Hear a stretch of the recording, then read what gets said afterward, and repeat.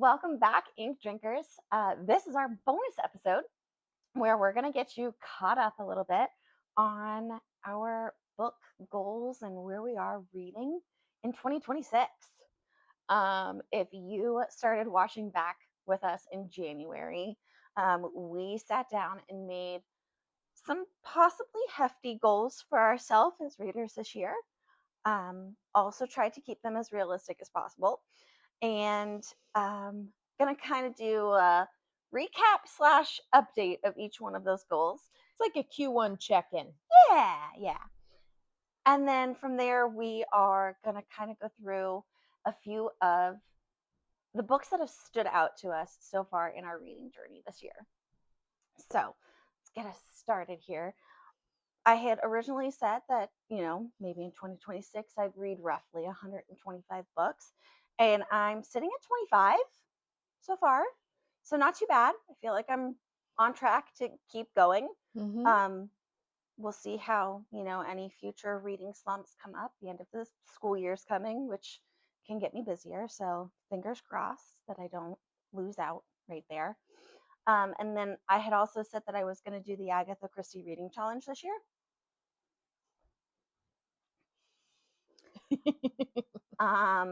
I'm 0 for 3, people. I am 0 for 3. So I need to get caught up on that one. So I set myself a goal of 100 books this year. I also set myself a goal of tracking better, and that has not happened. I have very spottily tracked on Storygraph. From the math that I've put together from my reading history on Libby and Audible, I'm sitting at about 20 books. So that makes sense. I'm about a fifth of the way through my goal, which is fine. I struggled in February with reading. I started so many things and then would get maybe a third of the way through and just be like, I can't do this right now. Mm. I'm not into it. And so I put down a lot of things. Um, I want to promise that I'm going to get back on the tracking train. I'm not quite sure. So I need to go back to my list to check in on my diversifying my reading goal because I want to read at least 30% diverse authors. And I really need to check in with that because that's something that's really, really important to me. One of my other goals was to read 20 books that were published this year. So far, I've read 2, so not Hey. bad. Mm-hmm. Um, one of them I will kind of talk about here in a little bit as well. And then another one that I had thrown in there because with that diversify part was 12 new to me authors. Um, and looking through what I've read so far this year, I've actually read quite a few authors that I haven't read before. I'm Mm-hmm. halfway through that goal already. Thank you. I was pretty shocked by that actually, because I went through my list of the books that I've read, and I've gone back and done some rereads or started series Mm-hmm. over and everything for comfort reads, and I was like, I don't think I'm gonna have hit as many as that. Fair. And I was actually pleasantly surprised to find that there were already 6 in there for new to me. Yeah. A few of those are more diverse readers as well. So I was excited for that one. I'm proud of you. Thanks. Looking at my goals, because I have them here, post more reviews. Let us all laugh together. I don't think I have posted a single review. Book club counts. This counts. But a review of what I've been reading. I was trying to. I haven't posted, I don't think, a single review on any of my individual accounts all year. I've had the desire, I have not gotten there yet. So we'll see how that goes. I also wanted to do at least 6 new authors. 1, 2, 3. I have at least 3. Look at Look at yeah. that. I'm so shocked. And notice how we're finding that out together in this moment. Um, and then I had several series I said I was going to finish. Now, I haven't touched Stormlight. I need to. I know I need to. I'm sorry, Julia, our hairstylist. If you ever watch this, I swear I'm getting there. But the second one on my list is Dungeon Crawler Carl. Now, I have restarted this series. I have read up through book 3. Mhm. I knew my husband would love this series. He is a big gamer, and if you've read it, it's lit RPG. There's lots of gaming um like things in it, things for him to relate to, and I finally convinced him to read Dungeon Crawler Carl, listen to it with me, and he loved it. He is so excited to continue with it. We've read book 1, so I will be continuing Mhm. that series. It's just I'm doing hubby buddy reads. Yes. So we are reading that together. We had to pause after we read that in January to read another book, which we'll talk about soon. But we'll be back on it probably next month with book 2. So working on that. The other series I have not touched yet, except for Legendborn. I've read 1 and 2, so I just need to work in 3. That should be pretty easy. Maybe by next check-in. Yeah, we should do that. All right, and then my last goal that I had set for myself was to start my reread or do a reread slash finally finish Throne of Glass because I haven't read the last one. Um, and I am proud to say that I have finished the first 2 and the prequel. And how many are there? 7 plus So, prequel, so 8. so you're getting pretty good I'm then. I'm I just got to keep on it. Now, Miss Sarah did announce some new books, so we'll see if my lofty goal, because I might be expanding it to the rest of her universe. We'll see. I'm going to just stick with Throne of Glass for now. Well, that I guess is more motivation for you, Right? isn't it? Get it through a little bit faster. Mhm. Okay. So should we dive into some of our favorites so far from this year? Mhm. So that was our check-in on goals. We'll probably have another bonus episode within the next few months to do another check-in. Hopefully I have more to report. But let us get into some of the books that we really loved in the first like quarter of Yeah. 2026. I'll let you start. Okay. We will start since you've already brought this series up. I read the 4th book in the Dungeon Crawler Carl series. I'm not going to give any spoilers because Yes. she hasn't gotten to this point in the series. But if you haven't started this series yet and you like sci-fi, anything to do with the gaming world, witty characters, fighting back against government power, corruption, any of those things, this is the book for you. Also, the audios Yes. for this series, 5 stars, hands down, most phenomenal audiobook They ever. make the story. They really do.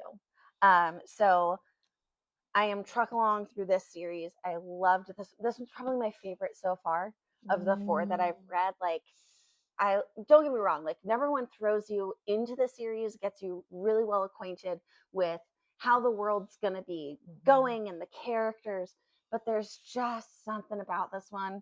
I wish I could tell you more, but I can't yet. So check this one out. Get into this series. It's well worth the hype. I agree. I mean, I've only read 1 through 3, but also if you love like an animal companion, if you love some like lewd jokes, Yeah. like it's fantastic. It may seem on the surface to be, you know, a little extra, but it has a lot of heart. It really does. Okay, where should I go? So, um, what I mostly read Mhm. is fantasy and mystery. I have found myself in a very odd place that I have been liking more and more like romance or romance adjacent, lots of books with feminine rage, which lots of fantasy are. But I stumbled upon this book, picked it up. I think we were at one of our local indies, Yeah. Joseph Beth. Um, saw the cover, and it said the Benevolent Society of Ill-Mannered Ladies. I had to pick it up. Mm-hmm. I had to pick it up. This is about two sisters. They're in their 40s. They are, I believe, in maybe Victorian times. They're ladies, but they're spinsters. Mm-hmm. They're two sisters, and they um, get asked for help with this other woman. Um, and it's how they go about investigating what is going on. They're outside society, because they're spinsters, older women, and so they're very much underestimated. They have to navigate blockades with social cues and things like that. Also, their brother wants to assert himself as the master of the estate, so trying to change their lives at the same time. This is so good. Just so many things, and I won't spoil it for you. Yep. That's all just stuff that you could read on the back.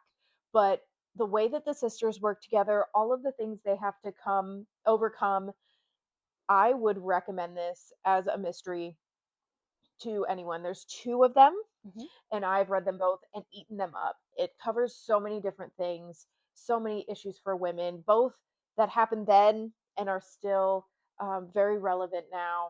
I would give this 5 stars. Read them, love them, and it isn't your typical character. You Mm-hmm. know, they're middle-aged women, so Mm-hmm. I also loved the difference there. The next one is one of the ones, I think the only one in my pile that's that's a reread for me. Mm. I went back from many years ago for me that I read it and reread the Da Vinci Code. Um, I remember the first time that I read Da Vinci Code, and just fell in love with like the mystery puzzle esque part Mhm. to this particular novel. Um, you're following a Harvard symbologist. He gets waken up. He's first of all, he's in Paris. He's touring to give speeches at different colleges and things like that. And he's woken up and taken to a crime scene where a man has been killed and been discovered in a very interesting way, mimicking um, a Da Vinci style Mm. art. And from there, puzzle after puzzle after puzzle leads you through history and through religion Mhm. and through just some really great backstory and deep character development. And I just ate this up. I felt like I was reading it again for the first time, reading it this many years later. I also think with the age difference from the first time I read it to now, I appreciated it in a different way as well. Mhm. So if you haven't read this, I hate to call it a classic because it is newer, Mhm. but I feel like this is one of those ones that's going to fall into that classic realm as time goes on. Modern There classic. you go, modern classic. So this was nice to dive back in. Definitely sits as a 5-star read for me. I have never actually read that book. I've only seen the movie. You can borrow it when we're done. Okay, where do I want to go next? So I went into like the cozy realm, Mm, and we both bought this book, I think, yes. very close together at the same time. It's Green Teeth, by Molly O'Neill, and it's been pitched to me so many times as a cozy fantasy. Hmm. And I think this year, the beginning of the year, just was a struggle in finding something to read. So I gravitated towards a lot of cozy things. And this felt like folklore in the best way. Excuse me. Um, so we're following Jenny Greenteeth. She's kind of like this mythical being that lives in the lake, and she's always hungry and like ready to pounce. But she like kind of watches humans not interact with them until one is suddenly thrown in her lake. Mm. And this woman needs help, and she's a witch, the woman, not Mm-hmm. Jenny. And so they have to work together to fight back against this pastor who has come into the local village and created all this hysteria.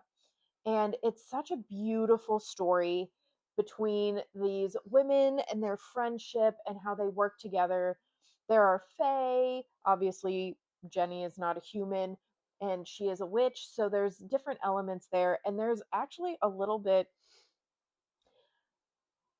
of a surprise in it. Mm-hmm. You get to a certain point, you're like, "Oh, I think this might be happening." And I don't want to spoil it for anyone, because while I saw it coming, it was like, "Oh, I love that this is in here."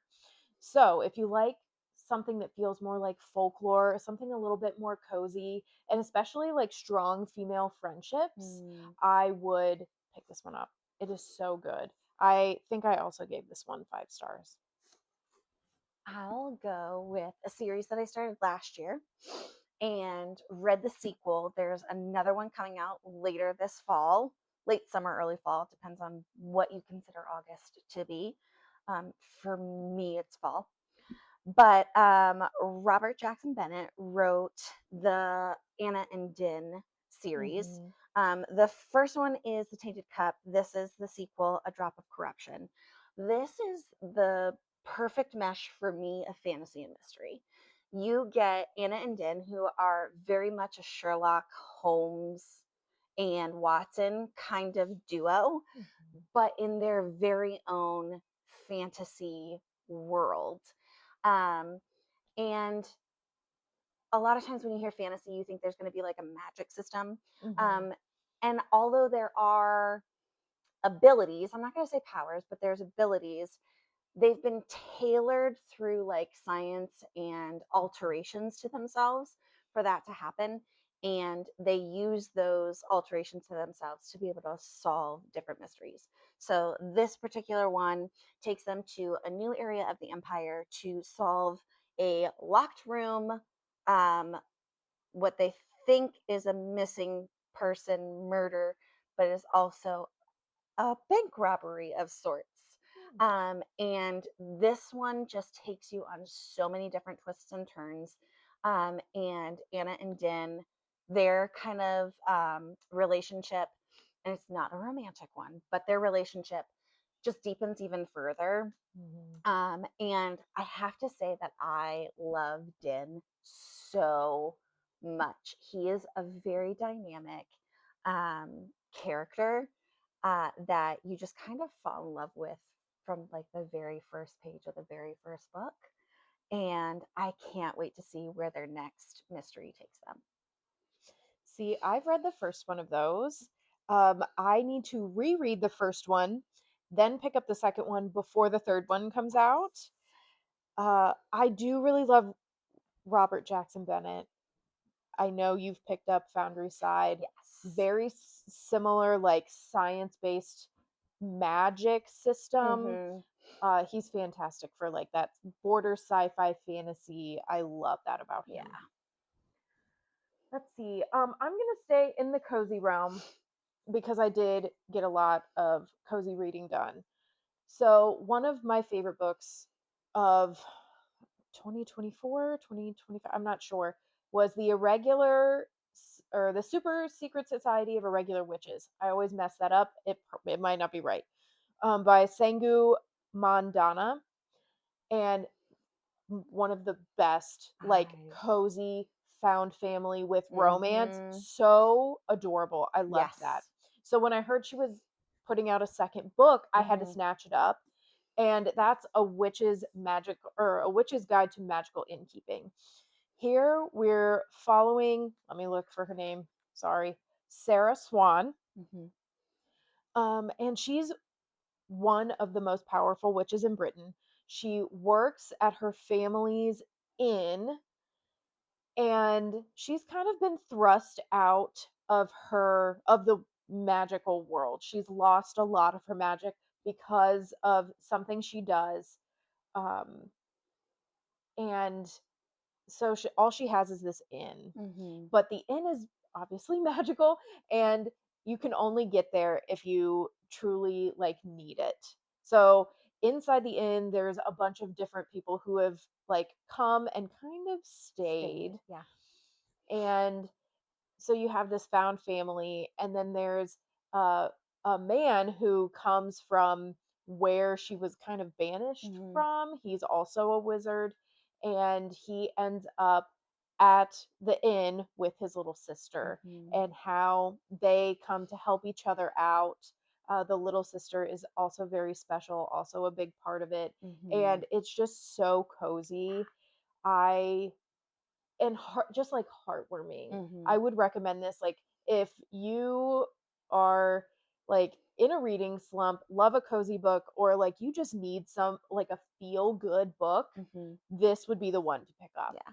And the wonderful thing about this is if you haven't read A Very Secret Society of Magical, no, Very Secret Society Of of Irregular Witches, Irregular Witches. I'm something getting like that that. one and this one's Yeah. titles meshed together. You don't have to have read that one to read this one. No. They just take place within the same world. They Yeah. follow very different characters. The stories don't intertwine or overlap in There's like, any like major way. You just yeah, get a glimpse a little nod here and there and maybe. everything. So it's like they're very much standalone. So you Mhm. can read one without the other. Yes. So, and you can read them in any order. Yes. It's not like you're going to get any spoilers Yeah. either way. Read it. It's got the perfect amount of romance too, Yes, it does. even for a bell pepper. All right, my next one.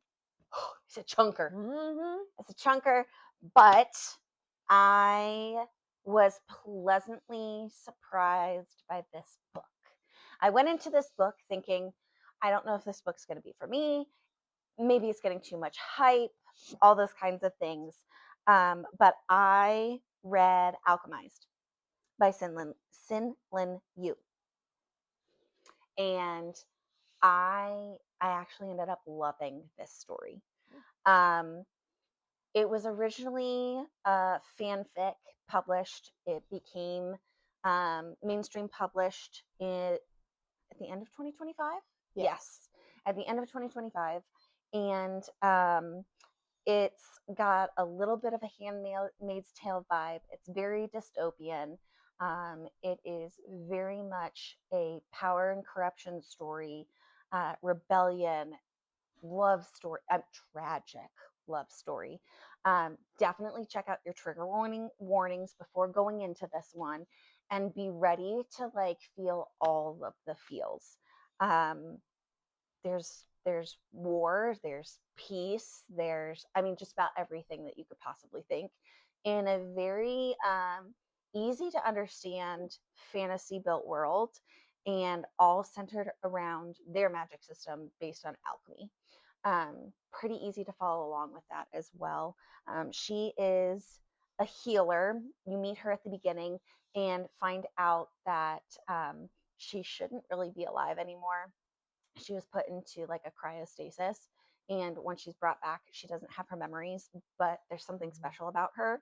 And the side that has won the war is trying to figure out why her memories are gone and what she is hiding. And then you get thrown into her backstory. um, and the ending of this book is what got me, because if you want to talk about feminine rage, Mm-hmm. this is that book. I was very pleasantly surprised. I did not think that this one was going to hit the home run, and it honestly did. It was amazing. So check it out. Good to know.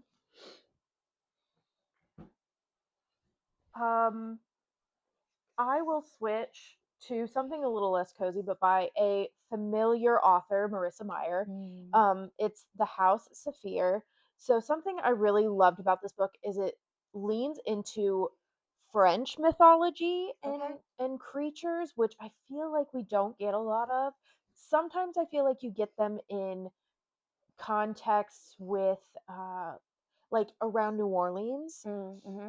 with the French influence on their culture, sometimes you get a little bit of crossover, but this is solidly in French mythology. It's also a Bluebeard retelling. Oh, I love a Bluebeard story.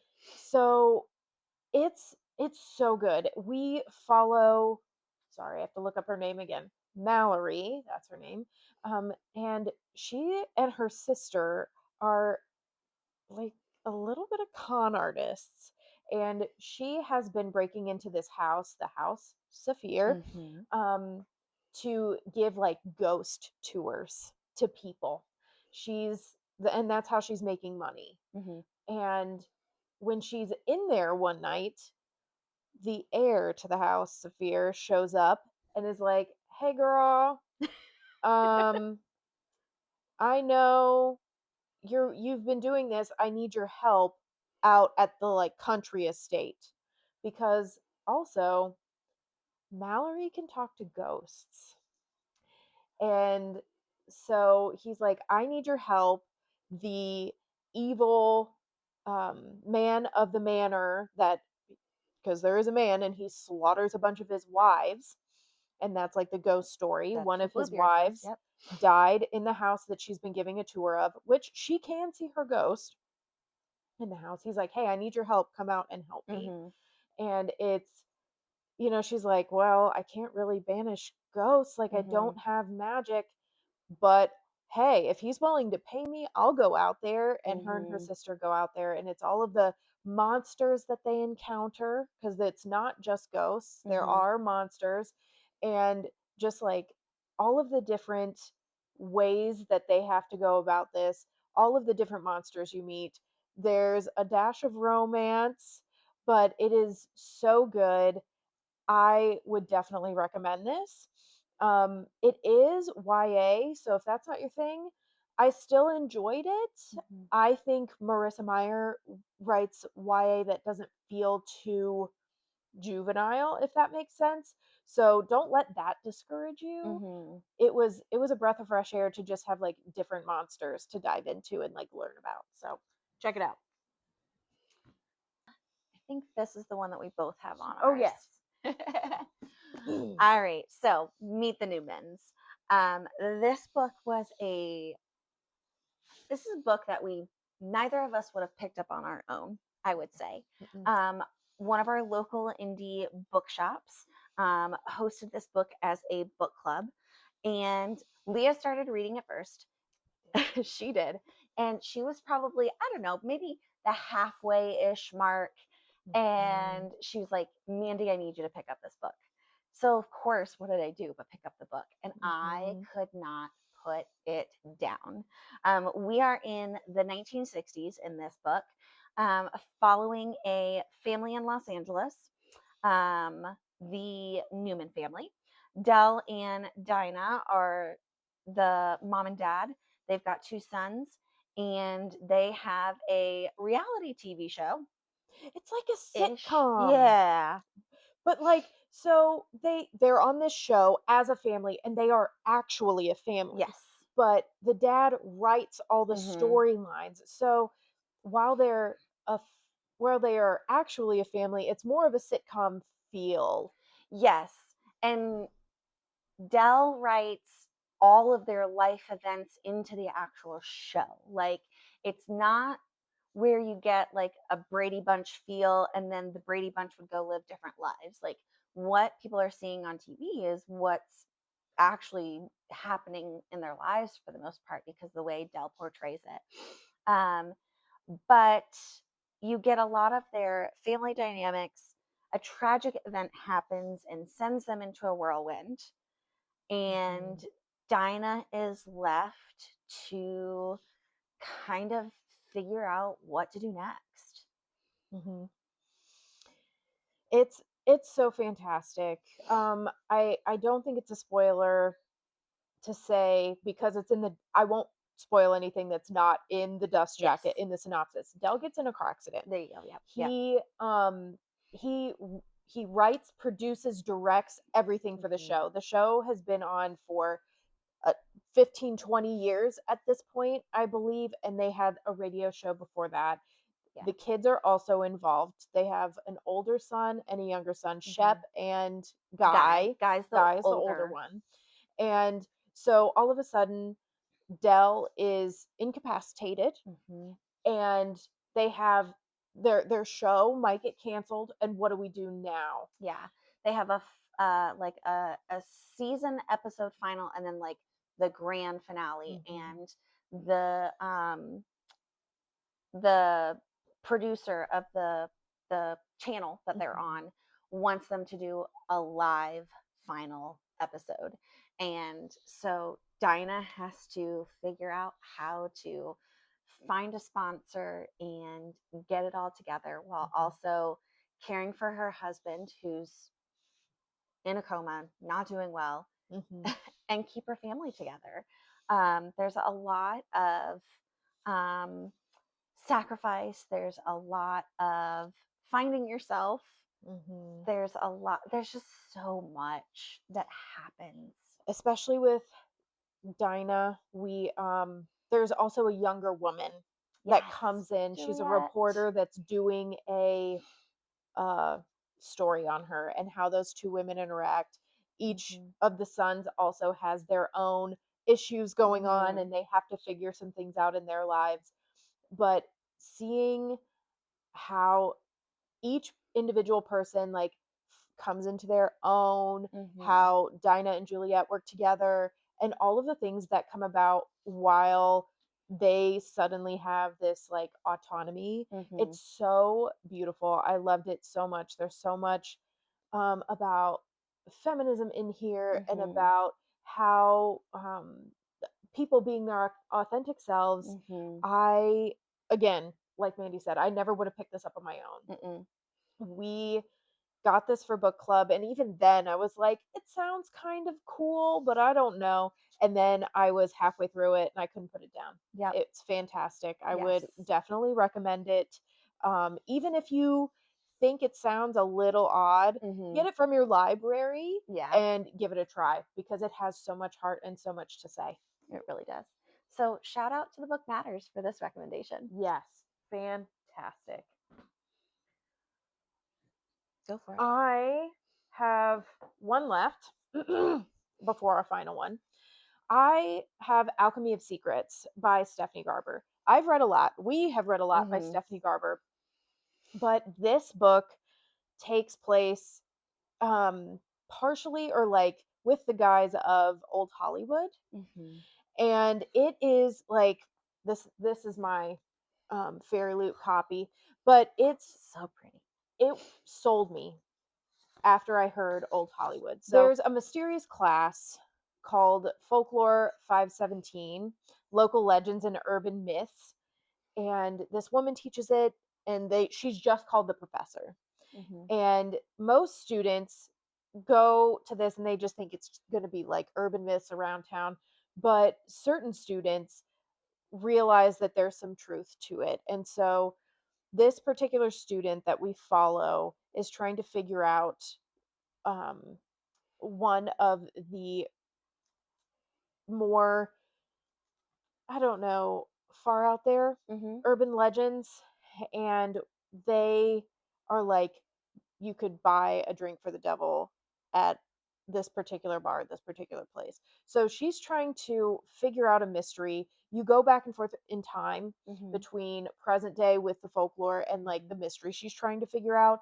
I just thought the world that was set up here, the elements of old Hollywood, the hotel itself that it takes place in is really cool. And I just really love the way that Stephanie Garber can create a world within a world. Hmm. And so if you want something a little different, if you're into old Hollywood, if you're into like Hmm. myth in like Twilight Zone or like the Tower of Terror type of like Hmm. thing, I would pick this up. It's a ton of fun. I mean, it's not like crazy deep, but it's a great ride. And Yeah. it's, I think the way that the class, like the Hmm. folklore 517 is woven through it is just really masterful. So I know you need to read it. I have it on my TBR. I've got my copy. I'll be reading it soon. All right, my last one before Oh, our you have final one review. more? I've got one more before our final reveal. So I this is one of my more recent reads. Um, I picked this one up as a hubby buddy read. My hubby has to read it. We'll get there. Mhm. But The Treasure Hunters Club by Tom Ryan.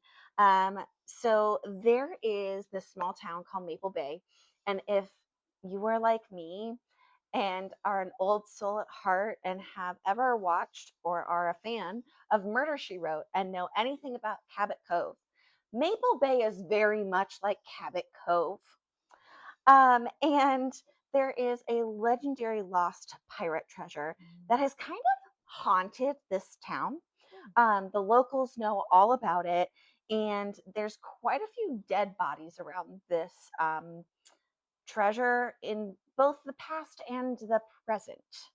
And as we're unfolding in the present, we meet Peter, who finds out that he is estranged to this family, travels back to Maple Bay to meet his long lost grandmother. We meet a ragtag crew of some other locals that are there, and all sorts of dead bodies start piling up as you find out more and more about this pirate treasure. So, although Maple Bay sounds cozy, like Cabot Cove, murder is afoot. And this one had some really great backstory because you do get to see present, but you get to see the past as well with Peter's family. Some story from his mom and his grandparents, and some of the history behind the pirate treasure itself.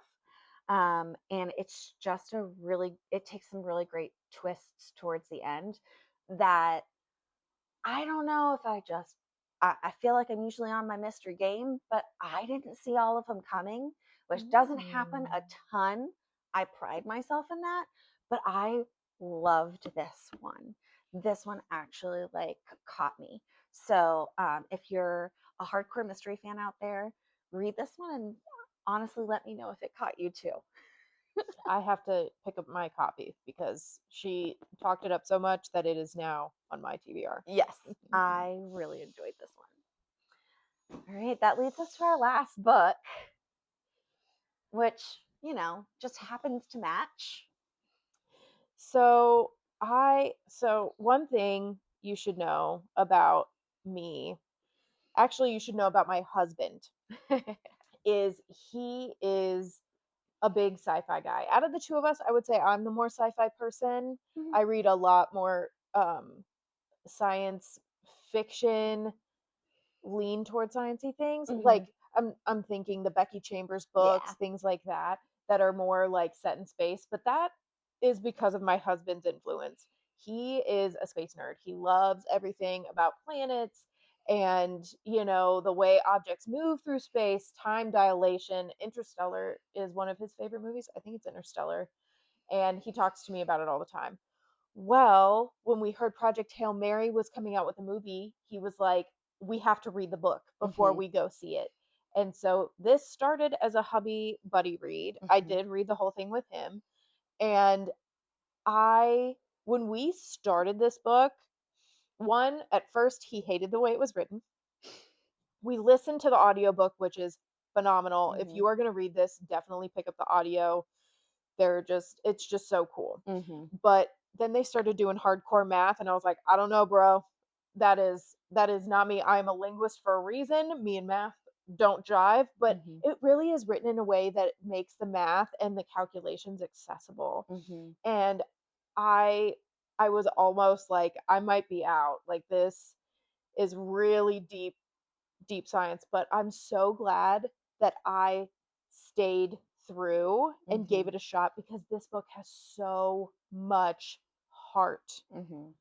Um, I picked this one up because of how much hype it was getting, because of the movie, and also because of a coworker that read this one last year and was like, "Mandy, I need you to read this book. Like, please check this one out sometime." So it's been on my radar for a little while, and I just decided to. like get it. And I was like, I'm just gonna let it sit on my shelf for just a little bit. Well, then I got sick. Yeah. And this audiobook got me through.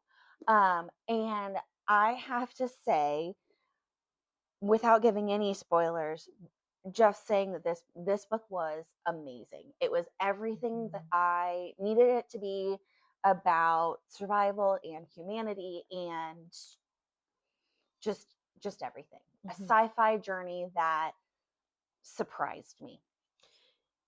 And this had been on my radar for a long time. Like I said, I sit on like a little bit of sci-fi book talk, and people rave about this book. Mhm. And I was just like, okay, yeah, for years. Like this is not new. No. Mm-mm. Um and so I was like, yeah, it's out there, maybe. I would always see it in the store and think about it and would tell my husband maybe we should read that. And I agree.